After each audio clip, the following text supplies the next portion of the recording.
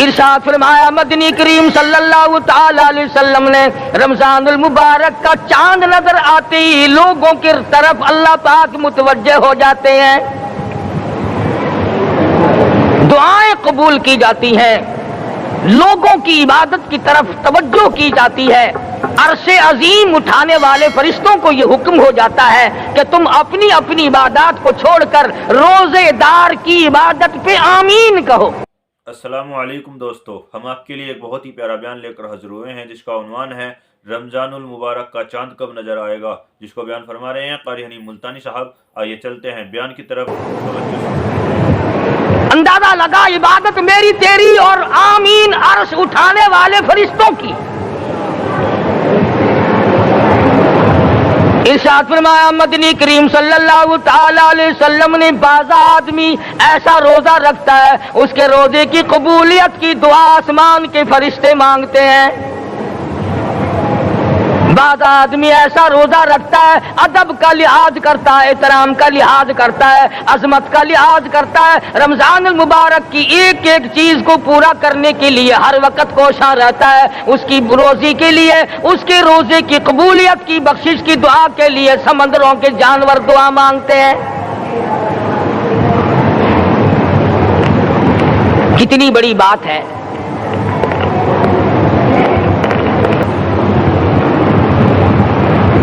جو لوگ مانگ رہے ہیں، جو لوگ اللہ کے ذکر میں بیٹھے ہیں، یہ پاگل نہیں، یہ دیوانے نہیں۔ ارشاد مدنی کریم صلی اللہ علیہ وسلم کا اسی رات کے بارے میں فرمایا، اللہ پاک جبریل امین کو حکم دیتے ہیں جھنڈا لے کر دنیا میں چلے جاؤ، لاکھوں کروڑوں فرشتوں کو ساتھ لے جاؤ، ہر گھر میں جاؤ، ہر دعا کرنے والے کی دعا پہ آمین کہو، جہاں جا میرے نیک بندے موجود ہیں اور جبریل ان سے مصافحہ کر۔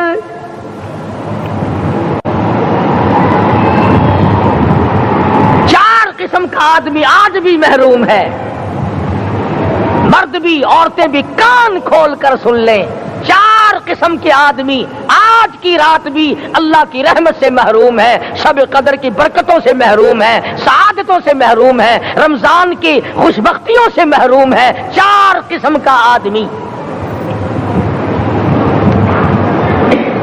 سب سے پہلا شرک کرنے والا، اللہ کی ذات میں صفات میں کسی ولی کو، کسی پیر کو، کسی فقیر کو، کسی پیغمبر کو، کسی غوث قطب اور ابدال کو جو شریک کرتا ہے، نہ اس کو شب قدر کام آتی ہے نہ رمضان کام آتا ہے۔ شرک اتنی بری لعنت ہے کہ تمام اعمال کی جڑیں اکھاڑ کر پھینک دیتا ہے۔ آج مسلمان چلاک بڑے ہیں، اگر ہندو پتھر کا بت بنا کر پوجے تو وہ تو کافر ہے، اور مسلمان قبر بنا کر پوج لیں تو وہ پکا مومن ہے۔ الف لام میم سے لے کر والناس تک سارا قرآن پڑھو، ترجمے چھپے ہوئے ترجموں کے قرآن پڑھو۔ فرمایا لا تشرک باللہ، اے معاذ اللہ کی ذات و صفات میں کسی کو شریک نہ بنانا۔ ان قتلتا او حرقتا، یہاں تک کہ تجھے چاہے جلا دیا جائے یا قتل کر دیا جائے، جلا کر خاک کر دیا جائے، اللہ کی ذات صفات میں کسی کو شریک نہ بنانا۔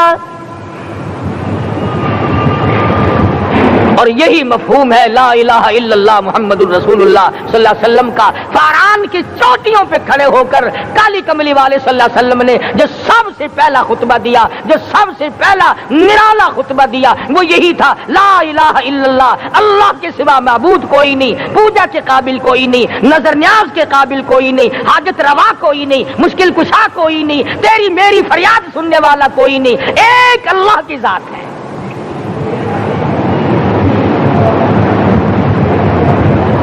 آج تو لوگ درختوں کی پوجا الگ کرتے ہیں، پانی کی پوجا الگ کرتے ہیں، قبروں کی پوجا الگ کرتے ہیں، اور پھر مومن کے مومن ہیں۔ تو چار قسم کے آدمی اس رات میں بھی اللہ کی رحمت سے محروم ہے۔ سب سے پہلا شرک کرنے والا، دوسرے نمبر پہ جس کے گھر میں کتا ہو یا خنزیر ہو، شوقیہ کتا یا خنزیر پال رکھا ہو، تیسرے نمبر پر وہ مرد عورت جو بدکاری بدماشی کر کے بے غسلے پڑے ہوں، اس گھر میں جبریل یا کوئی رحمت کا فرشتہ آج دریائے کرم بہ رہا ہے پھر بھی نہیں جاتے۔ اور چوتھے نمبر والا جو مسئلہ ہے اس میں ایسا معلوم ہوتا ہے کہ ہمارے کسی کے گھر میں بھی فرشتے نہیں جائیں گے۔ اب پہلے 3 نمبروں میں تو آپ خوش ہو گئے ہوں گے کہ الحمدللہ کافی سارے لوگ ہیں جو شرک نہیں کرتے یا کتا خنزیر نہیں پالتے، الحمدللہ نیک لوگ ہیں، اچھی نسل ہے، شرافت والے ہیں، بدکاری بدماشی زنا بھی نہیں کرتے۔ مگر چوتھا جرم ایسا ہے کہ وہ عام لوگ کرتے ہیں اور عام گھر محروم رہ جاتے ہیں، اور وہ ہے شوقیہ تصویر گھر میں رکھنا۔ ایک لڑکا اٹھتا ہے گھر میں، کبھی کسی کی تصویر لگا لیتا ہے، کبھی کسی کی تصویر لگا لیتا ہے۔ ایک لڑکے نے جو حرکت کی سارا گھر محروم ہو گیا اللہ کی رحمت سے۔ شب قدر والی رات میں، لیلۃ القدر کی رات میں، نجات والی رات میں، کامیابی والی رات میں، رستگاری والی رات میں، اللہ کی رحمت والی رات میں، بخشش والی رات میں، آج کی رات میں اللہ پاک کروڑوں آدمیوں کو دوزخ سے نکال کر جنت کا داخلہ عطا فرمائیں گے۔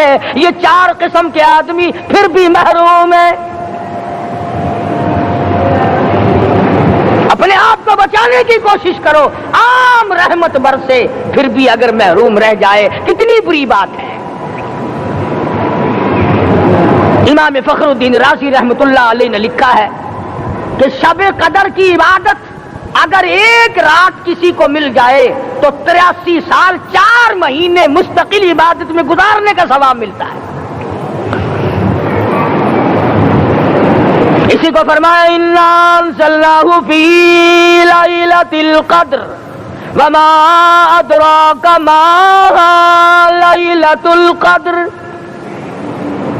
یہ وہ برکت والی رات ہے، یہ وہ رحمت والی رات ہے، اور لوگوں مانگنے والی رات ہے، جھولی پھیلانے والی رات ہے، بگڑی بنوانے والی رات ہے، اجڑوں کو بسانے والی رات ہے، بچڑوں کو ملانے والی رات ہے، اللہ کا دروازہ کھٹکھٹانے والی رات ہے، اللہ کے آسمان کی طرف سے آوازیں آتی ہیں مانگو کیا مانگتے ہو، وہ رات ہے۔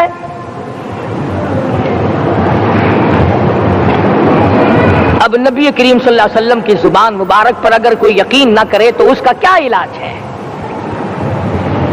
صحابہ کرام کو تمام چیزوں پہ یقین تھا، اس لیے قرآن نے ان کی گواہی دی اذ جاؤکم من فوقکم ومن اسفل منکم واذ زاغت الابصار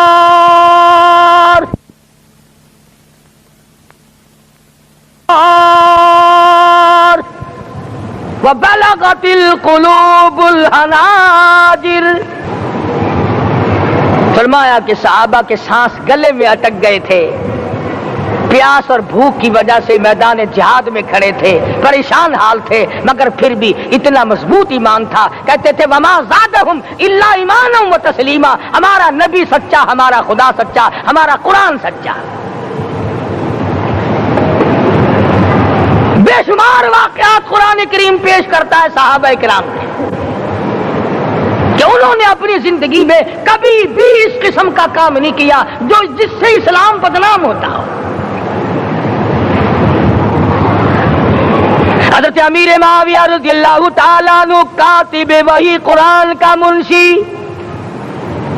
اتنا سچا عاشق تھا، اتنا بڑا دیوانہ اور پروانہ تھا، صلح حدیبیہ والے دل جو مدنی کریم صلی اللہ علیہ وسلم کے منہ مبارک بال مبارک ہاتھ آئے، حضور کے ناخن ہاتھ آئے، آخری وقت میں وصیت کی جب مجھے غسل دے کر فارغ ہو جاؤ، جب کفن پہنا چکو، جب میرا منہ کفن میں چھپانے لگو، میرے آقا کے ناخن اور بال میرے آنکھوں پہ رکھ دینا۔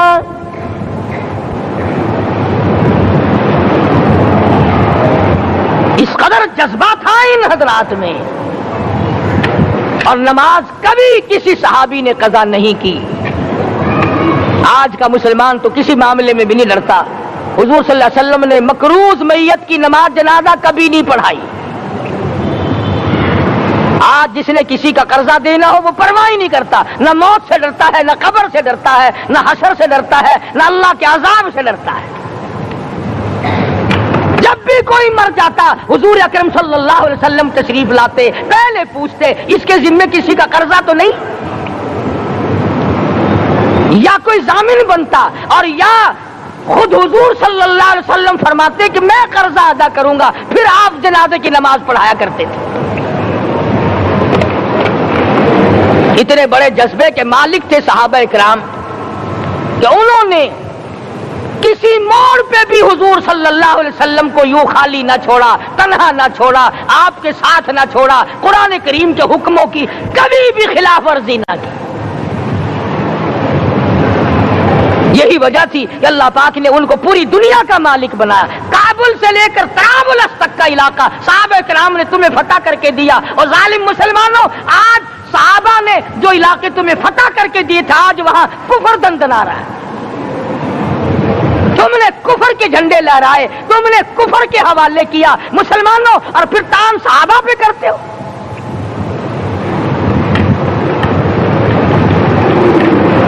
آج کی رات کے بارے میں قرآن کریم فیصلہ کرتا ہے، فرمایا لیلۃ القدر خیر من الف شہر، 1000 مہینوں سے بہتر ایک رات عطا ہو گئی۔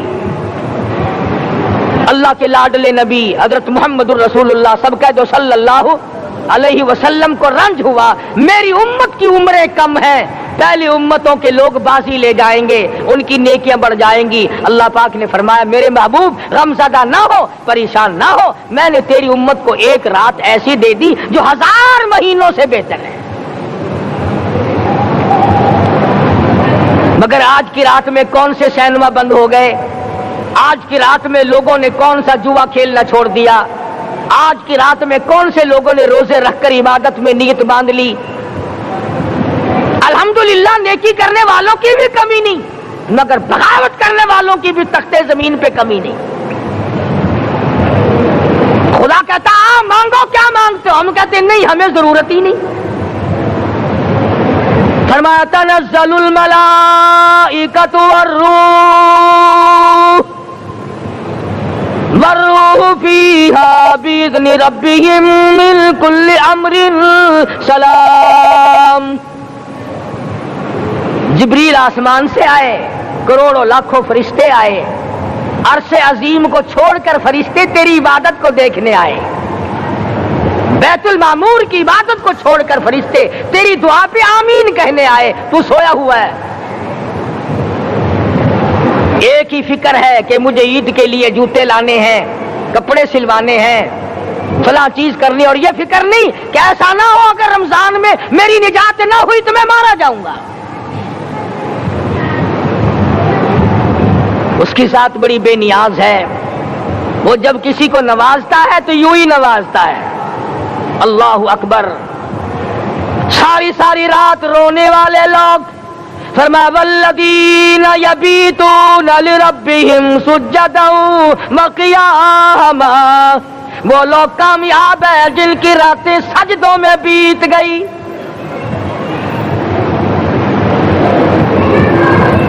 ان مسجدوں میں ہم سے قرآن نہیں پڑھا جاتا، پنکھوں کے نیچے قرآن نہیں پڑھا جاتا۔ مولانا حسین احمد مدنی اور حضرت شیخ الہند رحمت اللہ علیہ نے قاہرہ کے جیل خانے میں 18 سیر مکئی پیستے پیستے خدا کا قرآن پڑھا، چکی چلاتے چلاتے قرآن یاد کیا اور قرآن پڑھا۔ مولانا ابوالکلام آزاد نے رانچی جیل میں خدا کا قرآن پڑھا، مجدد الفسانی نے گوالیار کے جیل خانے میں خدا کا قرآن پڑھا۔ دلی کے چاروں طرف 4000 عربی مدرسے تھے، 4000 عربی مدرسے تھے۔ انگریز سے مقابلہ کیا علماء نے، اللہ والوں نے، کفر کے سامنے سر جھکایا نہیں، کفر کے سامنے ڈرے نہیں، مرعوب نہیں ہوئے، مغلوب نہیں ہوئے۔ 4000 مدرسوں میں سے دلی سے مراد آباد تک، دلی سے پانی پت تک، دلی سے لے کر غازی آباد تک، چاروں طرف کے علاقے میں کوئی درخت ایسا نہ تھا جس پہ کسی عالم دین کی لاش نہ لٹکی ہو۔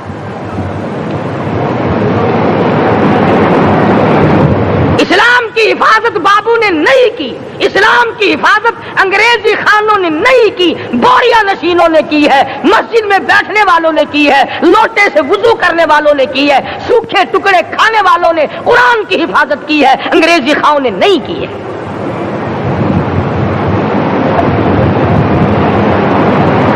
مولانا جعفر تھنیسری رحمت اللہ علیہ، مولانا حمید اللہ، مولانا یحییٰ صورت والے، 3 عالم دین کو پکڑا ہے انگریز نے۔ کالے پانی میں جاؤ، کئی میل لمبا چوڑا قبرستان جا کے وہاں دیکھو گے اور ان کی قبروں کے پاس کھڑے ہو کے پوچھنا تم یہاں کیوں آئے تھے، خدا کی قسم سارے تمہیں جواب دیں گے ہم اپنی قوم کے ساتھ وفاداری کرتے ہوئے آئے ہیں۔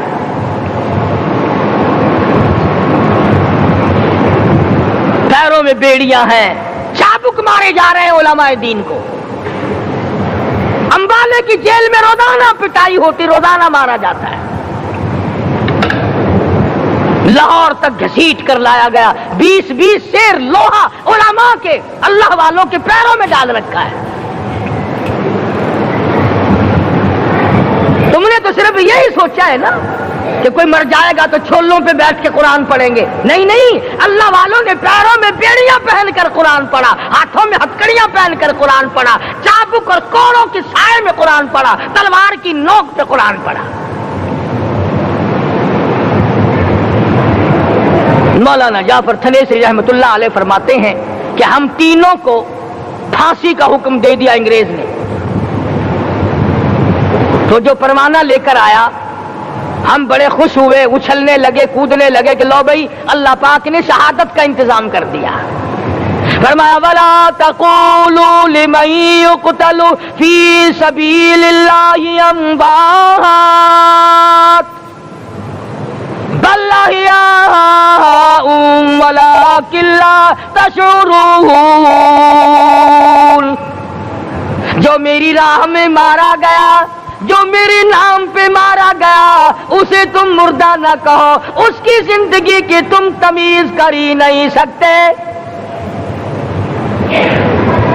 میرے نام پہ مرنے والا، میرے قرآن پہ مرنے والا، میرے دین پہ مرنے والا اور میرے نام پہ سر کٹانے والا، حدیث میں آتا ہے قیامت کا میدان ہوگا، شہیدوں کی جماعتیں آئیں گی، اللہ پاک شہداء کو فرمائیں گے جاؤ ہم نے تمہیں جنت دے دی، شہید کھڑے ہیں، آواز آئے گی جاؤ ہم نے تمہیں حوریں دے دی، شہید کھڑے ہیں، آواز آئے گی جاؤ ہم نے تمہیں سرخ یاقوت کے مکان دے دیے، شہید کھڑے ہیں، جاؤ ہم نے تمہیں سبز یاقوت کے مکان دے دیے، شہید کھڑے ہیں، جاؤ ہم نے تمہیں سونے چاندی کی اینٹوں والے مکان دے دیے، شہداء کھڑے ہیں، جاؤ ہم نے تمہیں مشک و عنبر زعفران کے گارے کے بنے ہوئے مکان دے دیے، شہید کھڑے ہیں۔ اللہ پوچھے گا مانگو کیا مانگتے ہو، عرض کیے گے الہی جنت نہیں چاہیے، حور نہیں چاہیے، جنت اور شہد اور دودھ کی نہریں نہیں چاہیے، تیرے نام پہ سر کٹانے میں جو مزہ آیا وہ جنت میں کہا، ایک مرتبہ اور پیدا کر دے، پھر تیرے نام پر تیرا نام لوں، چھری چلے تیرے نام پہ بار بار ذبح ہونے میں جو مزہ آیا، ہم تو صرف وہی مانگتے ہیں۔ اور خود سرکار مدینہ سب کہہ دو صلی اللہ علیہ وسلم نے فرمایا کہ مجھے اللہ کی راہ میں 100 مرتبہ ذبح کیا جائے، 100 مرتبہ زندہ کیا جائے، میں پھر بھی لا الہ الا اللہ محمد الرسول اللہ کی توحید کی تبلیغ سے میں پیچھے نہیں ہٹوں گا۔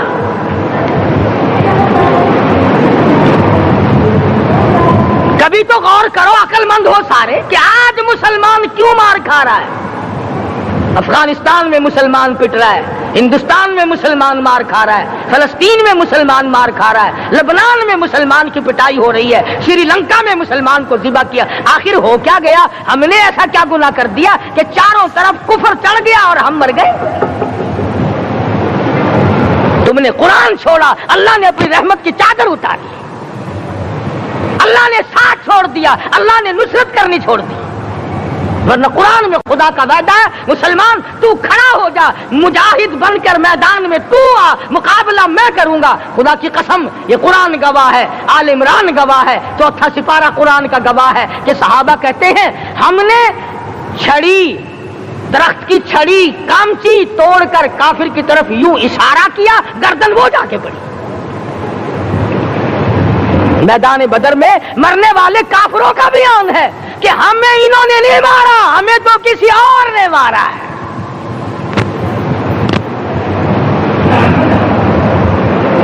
ایک دن مکہ مکرمہ میں امیہ ابن خلف اپنے گھوڑے کو پانی پلا رہا ہے۔ اللہ پاک بیت اللہ کی ہر مسلمان کو زیارت نصیب فرمائے۔ حضور صلی اللہ علیہ وسلم نے پوچھا کیا کر رہا ہے؟ کہنے لگا گھوڑے کو پانی پلا رہا ہوں، تیار کر رہا ہوں گھوڑا، نعوذ باللہ اس پہ چڑھ کر تجھے قتل کروں گا۔ کس کو کہتا ہے؟ محمد عربی صلی اللہ علیہ وسلم کو دھمکی دیتا ہے۔ مکے کا چودھری، مکے کا سردار، مکے کا ایک رئیس امیہ بن خلف سرکار دو جہاں حضرت محمد رسول اللہ صلی اللہ علیہ وسلم کو دھمکی دیتا ہے میں اس گھوڑے پہ چڑھ کر تجھے قتل کروں گا۔ حضور صلی اللہ علیہ وسلم نے جواب بن ارشاد فرمایا انشاءاللہ میں ہی تجھے قتل کروں گا، میں ہی تجھے قتل کروں گا۔ بات آئی گئی ہو گئی۔ میدان بدر میں امیہ حضور کے سامنے آیا، ایک جال کے درخت کی پتلی سی چھڑی تھی، حضور صلی اللہ علیہ وسلم نے اس کے کندھے پہ مار دی، امیہ بن خلف کے کندھے پہ جال کی چھڑی مار دی پتلی سی۔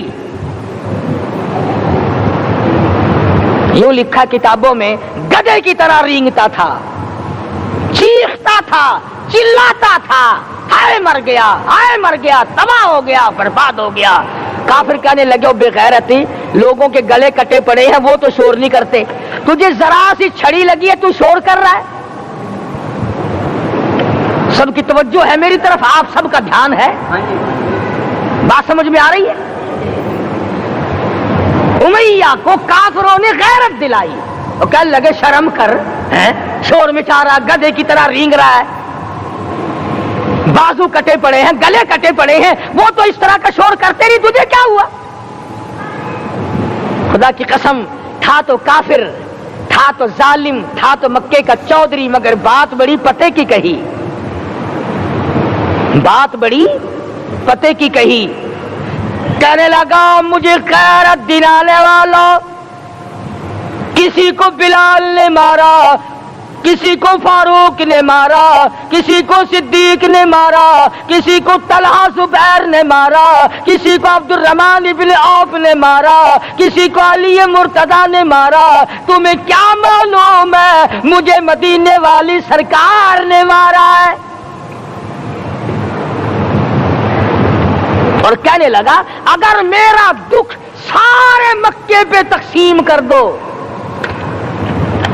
جتنی تکلیف مجھے ہو رہی ہے اگر میری تکلیف کو سارے عرب پہ تقسیم کر دو، امیہ کہتا ہے تمہارے جگر پھٹ جائیں گے، تم تباہ ہو جاؤ گے، مجھے اتنی تکلیف ہو رہی ہے کہ مجھے حضور کے ہاتھ سے چھڑی لگی ہے، میں حضور کا مارا ہوا ہوں۔ کافر کو تو پتہ چل گیا کہ مجھے چھڑی کس کے ہاتھ سے لگی ہے۔ کبھی ہم نے بھی سوچا کہ اگر قیامت کے دن حضور صلی اللہ علیہ وسلم نے ہمیں جواب دے دیا تو ہم کہاں جائیں گے اور ہمارے لیے کون سا راستہ بنے گا؟ فرمایا تنزل الملائکۃ والروح، آسمان سے فرشتے اترتے ہیں اسی رات میں تمہاری دعاؤں پہ آمین کہنے کے لیے، تمہارے آنسوؤں کو دیکھنے کے لیے۔ حدیث میں آتا ہے جہنم کے انگاروں کو سمندر کا پانی نہیں بجھا سکتا، دریا کا پانی نہیں بجھا سکتا، ندی نالوں کا پانی نہیں بجھا سکتا، آنکھوں کا پانی بجھا سکتا ہے۔ جہنم کے انگاروں کو آنکھوں کا پانی بجھا سکتا ہے، جو خدا کے خوف سے آنسو نکلے گا اس سے جہنم کی آگ بجھ جاتی ہے۔ فرمایا اس رات میں اترتے ہیں فرشتے تمہاری عبادات کو دیکھنے کے لیے، اور خود اللہ جل شانہ آسمان دنیا پر نزول اجلال فرماتے ہیں اور آواز لگاتے ہیں میرے بندو اپنی مصیبتوں کا سوال کرو میں آج پورا کروں گا۔ تو دین جن کی سمجھ میں آیا میں ان کی بات کر رہا تھا، مولانا جعفر تنیسری رحمت اللہ علیہ اور یہ تینوں بزرگ خوش ہو گئے، اللہ پاک نے شہادت کا انتظام کر دیا۔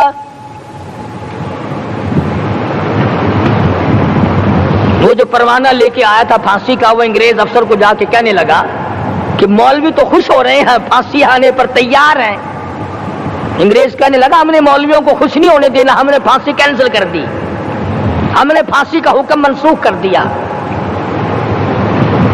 मौलाना काले पानी की किताब में लिखते हैं, जब मुझे फांसी की इत्तला मिली थी, मैंने रात को दरख्त के पत्ते चबाकर रोजे की नियत कर ली, अपने रब की हुजूर में जाऊं तो रोजादार होकर जाऊं।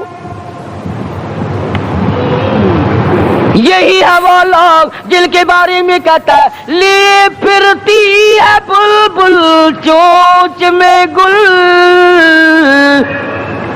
लिए फिरती है बुलबुल चोंच में गुल, और ढूंढती है शहीद नाज की तुरबत कहाँ है, तलाश करती फिरती है कहाँ है वो जो अल्लाह के नाम पे शहीद हुआ, मैं उसको सलाम कहती हूँ। और मौलाना फरमाते हैं कि फिर फांसी तो कैंसिल हो गई, मुझे जो मारना शुरू किया सारा दिन मारा, जब मुझे होश आया तो आधी रात अगली आ चुकी थी। मैंने घास के 4 तिनके तोड़कर सारा दिन की पिटाई वाला रोजा इफ्तार कर लिया, सारा दिन मार खाई, बेहोश रहे, आधी रात को घास के तिनकों से रोजा इफ्तार कर लिया।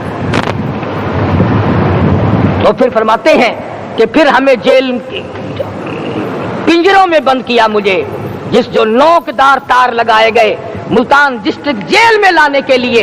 चौधरी अफजल हक सदर अहरार ने अपनी किताब में लिखा है कि मैंने उस कोठरी में बैठकर ये किताब लिखी है जहां मौलाना थनेसरी और मौलाना याहिया पटने वालों को कोड़े लगे थे और जहां फांसी देने का बाकायदा प्रोग्राम बना था।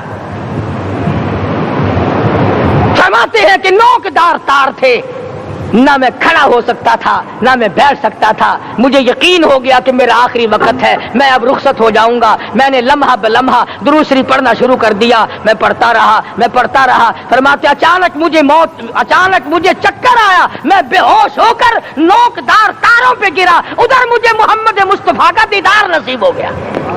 माशाअल्लाह माशाअल्लाह, सुभान अल्लाह सुभान अल्लाह। दोस्तों कैसा लगा आपको हमारा ये बयान? अगर बयान पसंद आया हो तो इसे लाइक करें, हमारे चैनल को सब्सक्राइब करें और दूसरों तक से शेयर जरूर करें।